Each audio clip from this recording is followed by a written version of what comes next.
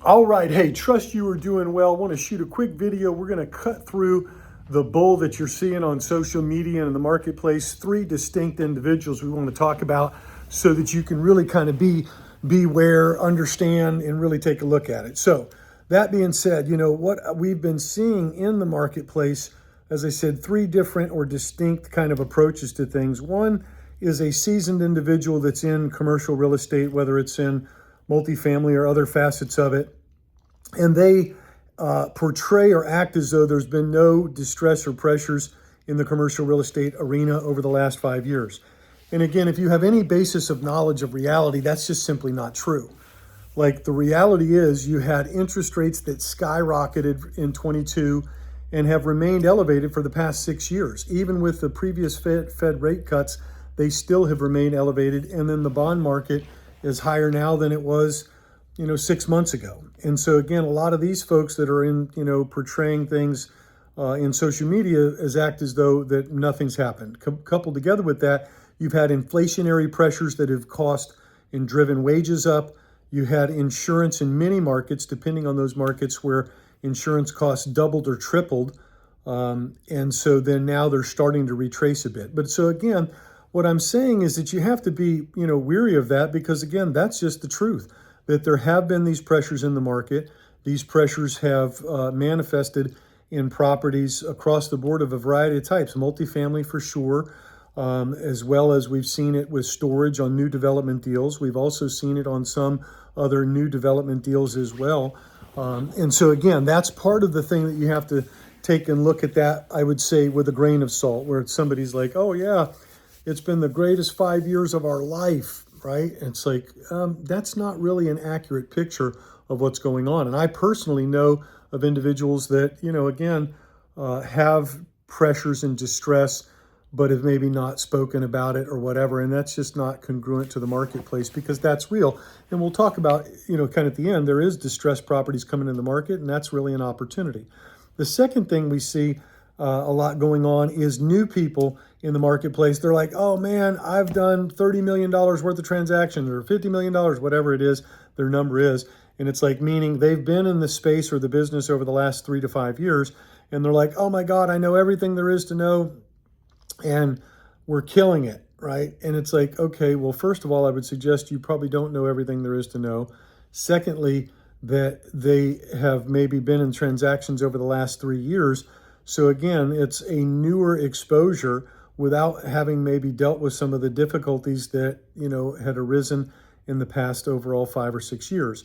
And so again, I would look at that and say, okay, well, look, that doesn't, kind of put that person to be the overall master craft and expert that they're portraying themselves to be. So you just got to be aware of that. And, what I've also seen is everybody's, trying to sell something, right? Like, so again, even in that thing, they're like, oh, hey man, I'm the master of the universe, and I'll teach you how to be the master of the universe. So join my program.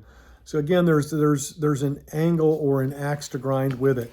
And then the third element that we see is kind of the straw man. What do I mean by the straw man? The straw man is somebody who says, well, look at this over here and how badly it's doing. And then they comment about that. And then they use that to juxtaposition themselves to say how good they are. And I've seen this, over and over again, whether it's somebody saying, well, look at what the stress is going on in multifamily, and look at what's going on with some of those difficulties in deals. And then over here, you could join my real estate program and I'll teach you how to do real estate. Or over here in this asset class, we really do it right and you can make better money. The straw man, it's like, look, that's an argument that, again, like, look, your merits of what you're offering or what you're doing should stand on its own merits. If you're needing to use the straw man, what that does is it says that is bad, so that makes this good. And again, like, you can see that in kind of the straw man argument. It's a fictitious argument. It's like they're using that person, that entity, that asset, that whatever, to bolster themselves and make themselves appear better or look better when you compare it to that. And so I just want to encourage you in that, because again, as we continue to see this marketplace evolve, you're going to continue to see a variety of different variations. And it's important to get a grasp or understanding of that. The other thing that I would look at, that once we've seen the dispelling of the myths of these three, kind of individuals or people coming at it, is the reality is the market is starting to produce these distressed properties. I mean, they're coming into the market. It's a difficult time right now, just in terms of on the buyer's front. You've got the Iran war that has not been abated soon, as Trump had hoped for, the elevation of inflation like we talked about last week, and then also the treasuries that are up for long-term financing. And then again, it puts the Fed in a difficult spot because they're not going to be readily available.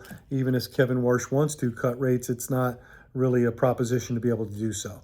And so, that further puts pressure in the marketplace. But what we are seeing, and again, we've begun to see this now, where properties are coming into the marketplace at 35, 45, even 50% discount off of what would be current stabilized pricing. And so, that's not just off of pricing what was the high of 22, but we looked at a property in Georgia, and I was up there checking on existing projects and completions there, that again was tracking for approximately 50% from what today's stabilized rate would be.